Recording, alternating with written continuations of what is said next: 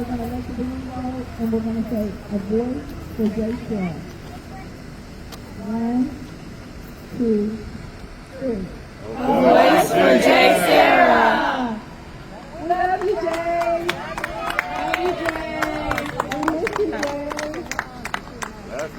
Jay. On August 24th, 2023, emergency crews in Columbia, South Carolina, responded to an apartment complex after reports of a water leak. The call appeared routine, but what they found inside changed the response entirely. Jaylan Hasty was discovered unresponsive. Nearby, another individual was injured from a gunshot wound.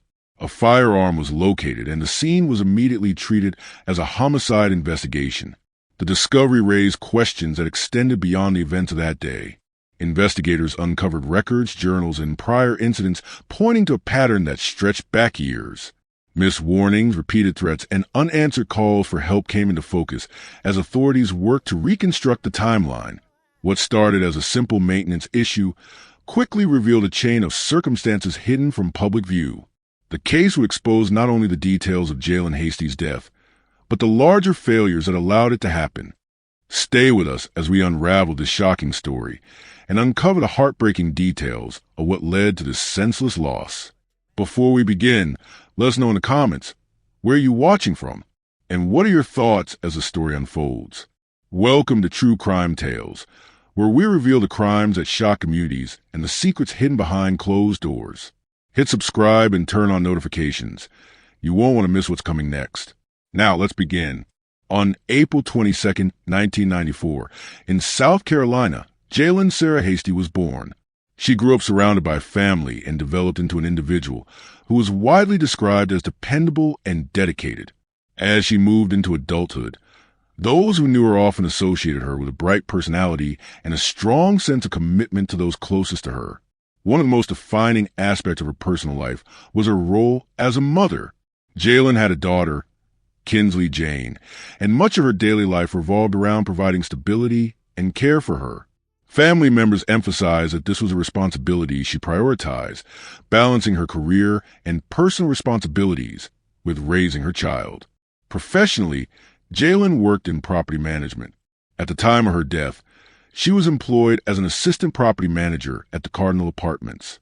She had also held a position as a pharmacy technician earlier in her career. Beyond her professional experience, she attended Midland's Technical College, pursuing studies that reflected her interest in expanding her qualifications and career trajectory. Colleagues and peers frequently noted her ambition and her ability to maintain professionalism in demanding roles. She was also characterized as being family-oriented, ensuring that her career was balanced with her responsibilities as a mother and daughter. In her professional circles, she developed a reputation as being reliable, organized, and well-respected. Jaylan was an active figure within her community. In Columbia, South Carolina, she connected with local initiatives, including Hey Brave Girl, an organization involved in domestic violence awareness and support. This involvement reflected a degree of awareness about issues affecting women and families in her community. Her family ties remained central throughout her life. Jaylan maintained a close relationship with her mother, Monica Hatton, and extended family members. Those bonds were evident in her everyday life, as family gatherings and shared responsibilities often placed her at the center of household and community activities. Her presence in Columbia meant that she was not isolated. She was part of a network that included friends, relatives, and advocacy groups. This made her well-known locally and provided her with a foundation of support in both her personal and professional life. At one point, Jaylan entered into a relationship with Kennardo Bates. The two were romantically involved, and the relationship continued for a period of time before eventually breaking down. According to documented accounts, the relationship ended approximately a year prior to Jaylan's death. The separation did not completely sever contact between the two. Like many relationships that transition into an unstable stage, the connection between Jaylan and Bates shifted from being defined by partnership to being defined by tension. As time progressed, reports began to surface regarding Bates's behavior toward Jaylan. Accounts from family members and community members indicated that he demonstrated controlling tendencies. This created concern within her inner circle, who began to note that the relationship was marked by behaviors that extended beyond ordinary disagreements. There were also reports of stalking behavior. Witnesses, including neighbors, recalled seeing Bates waiting in parking lots near her residence, suggesting that he maintained surveillance over her movements. This type of activity was interpreted as a red flag, not only by those close to Jaylen, but also by individuals who observed it firsthand. Family members grew increasingly aware of the rising tension and expressed concern about her safety.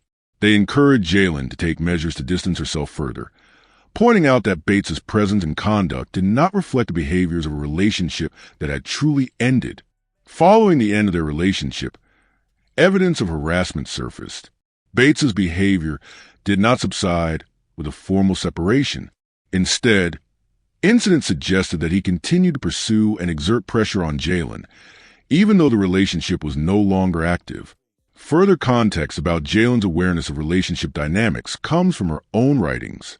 Journals dating back to 2018 revealed that she had recorded observations about unhealthy relationship patterns. These entries suggest that she was not unaware of the challenges she faced, but was actively reflecting on them in writing. Family members, aware of these issues, encouraged Jaylen to make her safety a top priority. Their guidance included warnings about the seriousness of Bates's behavior and how it could escalate. These concerns underscore the degree to which those around her recognized that the situation carried risks. On the morning of August 24, 2023, emergency responders in Columbia, South Carolina, were dispatched to the Heron Lake Apartments located on North Brickyard Road. The original call was not a violent crime alert, but a water leak alarm.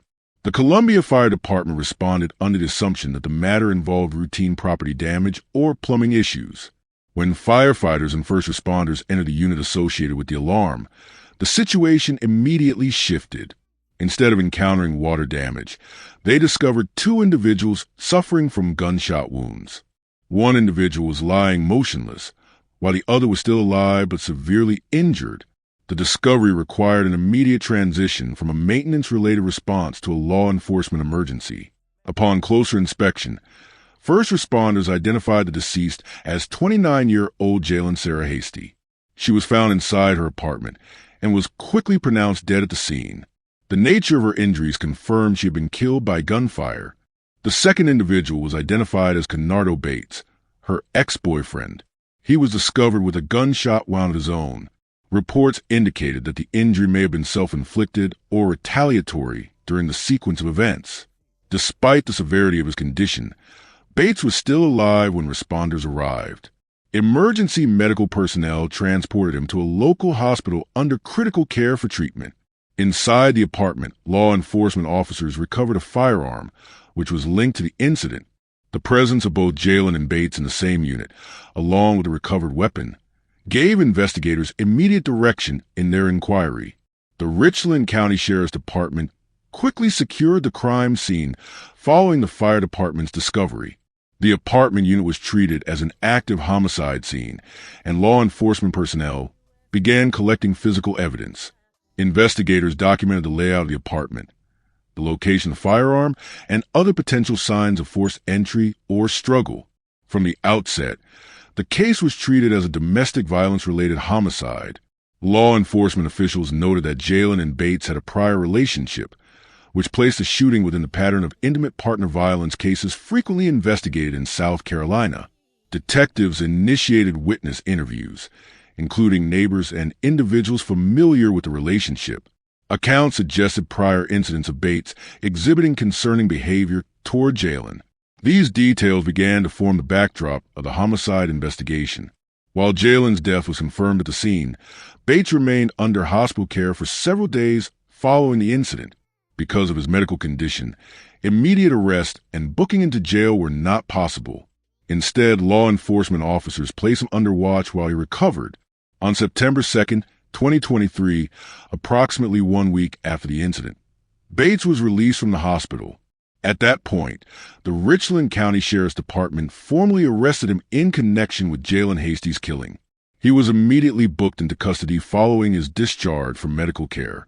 After consultation with prosecutors, Bates was formally charged with multiple felonies connected to the incident: murder, the primary charge, based on allegations that Bates fatally shot Jaylan Hasty. This charge carries a potential for life imprisonment in South Carolina. Kidnapping, filed due to evidence suggesting that Bates unlawfully restrained Jaylen during the course of the incident. Investigators believe there were indications of forced entry or restrictions placed on her movement, which elevated the severity of the criminal allegations. Possession of a weapon during a violent crime.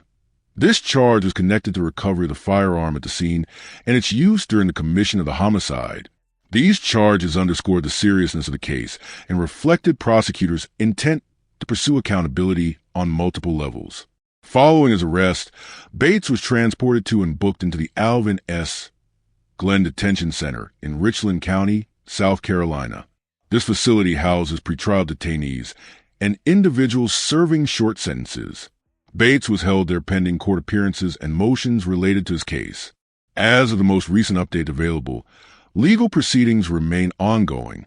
No final trial date or verdict has been reported.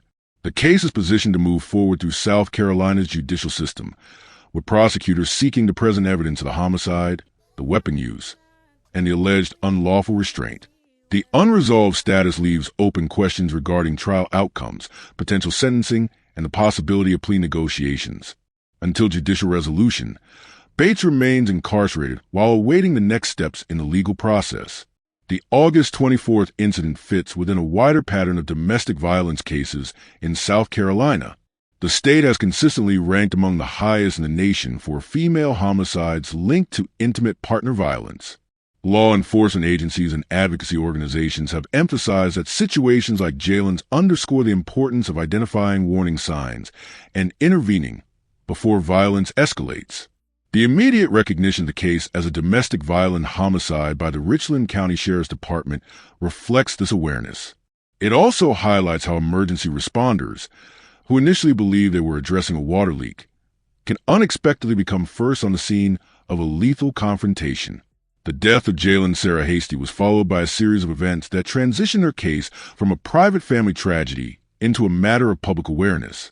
Within days of her passing, arrangements were made for funeral and memorial services that would allow the community to acknowledge the loss and provide a space for closure. A public viewing was held on September 1st, 2023.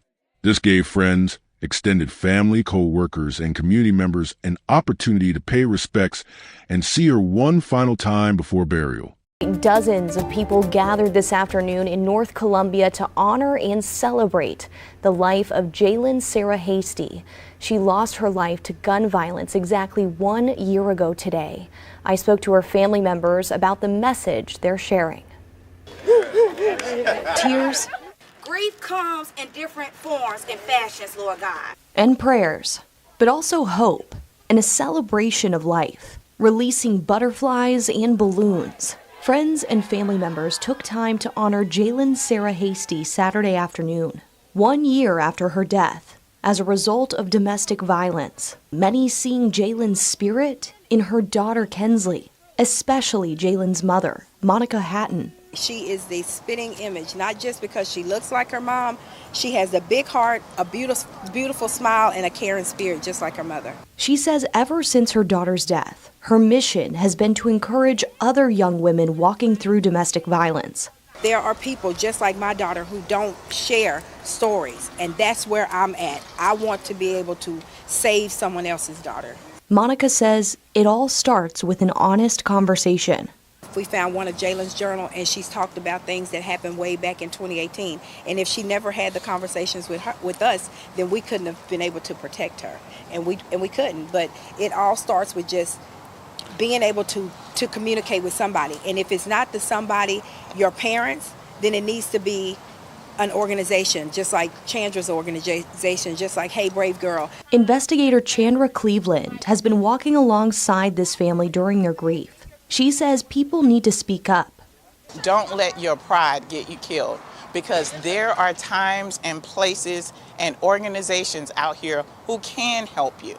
That's all I'm here to do, is give someone some experience with what I'm going through, some strength on how to lean on God to get it, and some hope that 365 days today, it's not going to be the same 300, not even 366 tomorrow, because my feet are on the ground and I'm running toward domestic violence, toward gun violence, toward anything that's going to help the generations, my grandbabies and the grandbabies behind me, people I know and people I don't know.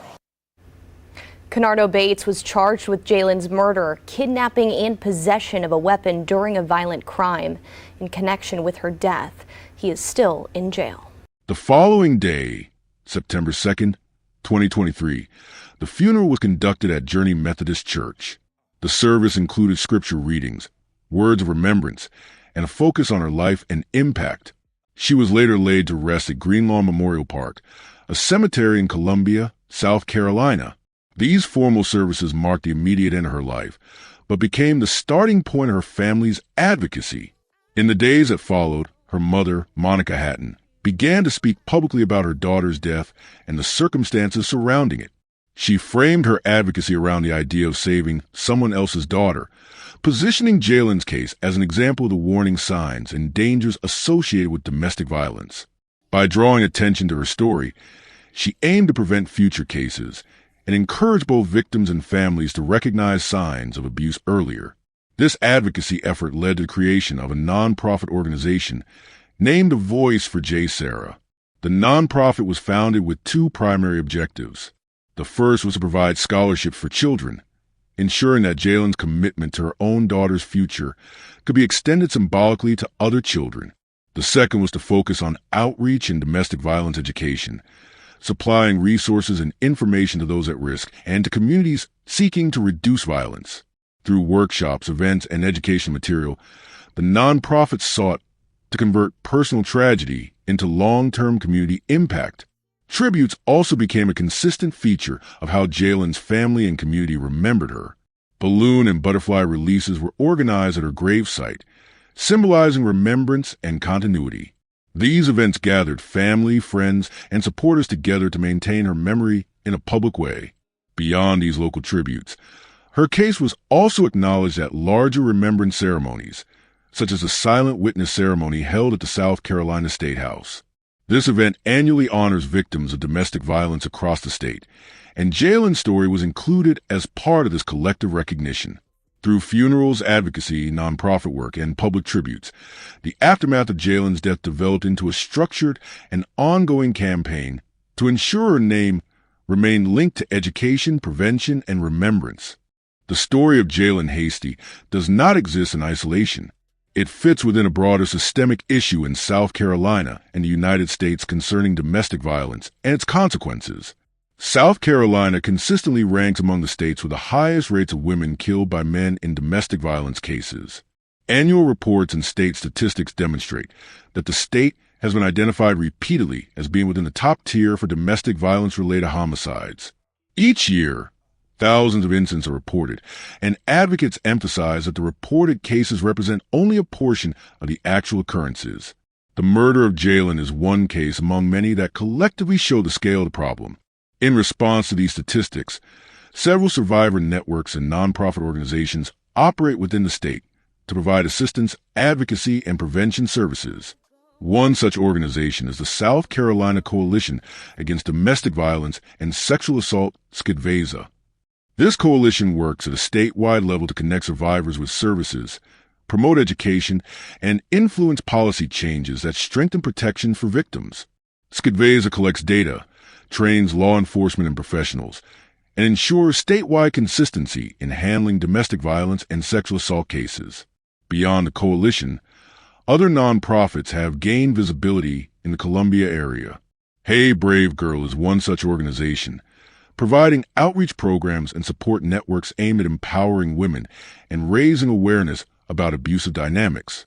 Similarly, the SHE Foundation, led by private investigator and advocate Chunder Cleveland, has played a role in speaking at public events, supporting victims, and ensuring that individual stories like Jaylen's reach wider audiences. These groups operate as bridges between survivors, communities, and the legal system. Law enforcement agencies and state offices have also made efforts to address the issue in systemic ways. The South Carolina Attorney General's office has been involved in funding programs that provide direct support to victims of domestic violence and sexual assault. These programs include financial aid for shelters, training for officers, and victim assistance programs designed to provide stability for survivors during legal proceedings. The Attorney General's office has also supported statewide awareness campaigns to ensure the issue remains visible in the public sphere. Public ceremonies serve as an extension of these institutional efforts. The silent witness ceremony, in which Jaylen was remembered, is one of the most visible examples. During the ceremony, silhouettes representing victims of domestic violence are displayed, and their names are read aloud. It is intended as both a memorial and a call to action. By including Jaylen's story in this format, the state reinforced a connection between her case and the larger statistics that define South Carolina's ongoing struggle with domestic violence. Taken together, the nonprofit organizations, survivor networks, and law enforcement initiatives represent a multi-layered response to the problem. However, the persistence of cases like Jaylen shows that despite awareness and resources, domestic violence continues to claim lives. The aftermath of her case illustrates the gap between awareness and prevention and the necessity of continued vigilance. On August 24, 2023, the Columbia Fire Department was dispatched to Heron Lake Apartments on North Brickyard Road. The call was reported as a water leak. Inside one unit, responders discovered two individuals with gunshot wounds. One was 29-year-old Jaylan Hasty, who was pronounced dead at the scene. The other was her ex-boyfriend, 36-year-old Kennardo Bates, who was found critically injured. A firearm was recovered. Authorities quickly determined the incident to be a homicide linked to domestic violence. Bates was later charged with murder, kidnapping, and possession of a weapon during a violent crime. While the timeline of the event and the legal charges are clear, several unanswered questions remain. These questions extend beyond the night of the homicide and focus on the warning signs that may have existed before the fatal shooting. Family members later revealed that Jaylen had left behind personal journals, with entries dating back to 2018. According to reports, some of these entries indicated awareness of troubling relationship dynamics. They included references to behaviors that could be identified as early warning signs of abuse, emotional manipulation, attempted isolation, and patterns of control. The exact details of the journals have not been made fully public. What is known is that Jaylen's mother used these writings to emphasize the importance of recognizing red flags in relationships. The journals serve as written evidence that Jaylen observed problematic behavior years before the homicide. What remains unanswered is how detailed these warnings were, whether she shared these concerns with friends, family, or authorities, and whether any professional intervention was ever sought based on her private reflections. The journals raise an important issue. When victims identify unhealthy or dangerous behaviors in writing or conversation, how can those observations be translated into preventive action? Another question is whether opportunities to intervene were missed before the fatal day in August 2023. Family accounts suggest that Jaylen had attempted to distance herself from Bates. Reports indicated he was seen waiting for her in parking lots and following her movements. These behaviors are consistent with stalking, which is considered a significant predictor of escalated violence in domestic relationships. Despite these patterns, there is no public record that law enforcement was formally alerted to ongoing harassment prior to the homicide. If informal warnings were raised, it remains unclear how they were handled. Intervention opportunities can come from multiple channels: law enforcement through protective orders, employers through workplace safety measures, and community organizations through shelter or counseling services. The unanswered question in this case is whether Jaylen had access to these protections and whether she attempted to use them. If she did not, another unanswered thread is why those avenues were either inaccessible, unknown, or perceived as ineffective. The case file and public reporting do not provide a clear timeline of how often Bates harassed or threatened Jaylen after their separation. Family members and neighbors recounted incidents of him lingering near her residence, suggesting repeated monitoring of her daily life. The unanswered detail is whether there was a documented history of harassment, such as police reports, restraining order applications, or other legal complaints. Without this documentation, it is difficult to establish the frequency and severity of his actions leading up to August 24th. If evidence emerges that Bates repeatedly stalked or threatened Jaylen, it could indicate a predictable escalation. This raises a broader question of how domestic violence cases should be tracked and whether consistent surveillance by a former partner should automatically trigger preemptive legal action. Jaylen's case also exposes potential systemic failures. Domestic violence remains a persistent issue in South Carolina. The state has consistently ranked near the top nationally for women killed by men, according to annual reports by the Violence Policy Center. South Carolina law allows for restraining orders and orders of protection. However, these processes often require victims to file paperwork, attend hearings, and prove repeated incidents. The burden of proof can delay urgent protection. If Jaylen was being stalked, a quicker intervention mechanism may have been necessary. Awareness campaigns and survivor advocacy groups exist, but accessibility and trust in these systems vary. Victims may hesitate to report abuse due to fear of retaliation, financial dependence, or concern about how authorities will handle the situation. It is unknown whether Jaylen ever sought out these support networks. Apartment complexes and employers can play a role in identifying signs of danger. As assistant property manager, Jaylen had a public-facing role. It is unclear whether her workplace had protective policies in place, such as alerting security when a former partner was seen on the premises. The unanswered systemic question is whether the combination of legal, social, and protective structures provided adequate safety nets, or whether gaps in these systems left Jaylen vulnerable. As of the most recent updates, Bates is being held at Alvin S. Glenn Detention Center. He faces charges of murder, kidnapping, and possession of a weapon during a violent crime. No final trial verdict has been reached. Unanswered questions include: will Bates pursue a plea agreement or go to full trial? What evidence will the prosecution present regarding stalking or premeditation? Will the defense argue diminished responsibility due to his injuries? The outcome of the trial will determine the legal resolution, but it will not address the broader questions of prevention and systemic responsibility. The case of Jaylan Hasty began with what appeared to be an ordinary emergency call. A suspected water leak led responders to uncover something far more severe. The discovery revealed not just a single act of violence, but a pattern of events that had been developing over years. Her death is not only the result of an individual act, but also a reflection of broader systemic issues surrounding domestic violence in South Carolina. The questions about her journals, potential missed interventions, frequency of harassment, and protective failures highlight the complexity of preventing tragedies like this. In the aftermath, Jaylen's family has sought to prevent others from experiencing similar losses. They created the nonprofit A Voice for J. Sarah, dedicated to raising awareness, providing scholarships for children, and advocating for domestic violence prevention. Through public advocacy, they emphasize recognizing red flags early, encouraging survivors to speak out, and strengthening community support systems. Jaylen's legacy is preserved through her daughter, her family's activism, and the initiatives launched in her name. Her story demonstrates how a personal tragedy can be transformed into a call for structural change. From the unanswered questions to the advocacy that followed, the case of Jaylan Hasty illustrates how one incident can reveal the deeper failures of systems meant to protect. It underscores a need for earlier recognition of abuse, more effective interventions, and stronger protections for those at risk. What began as a routine call about a water leak exposed a much darker reality. The unanswered questions remain, but her family's efforts ensure that her death serves as a catalyst for awareness and action. Through advocacy and remembrance, her story continues to shed light on the importance of preventing domestic violence before it reaches its most devastating point. If you found this story as gripping and heartbreaking as we did, don't forget to like this video and share it with others. And if you want to hear more true crime stories that uncover the mysteries behind these tragic events, make sure to subscribe to our channel and turn on the notification bell. You won't want to miss our latest stories, updates, and discussions.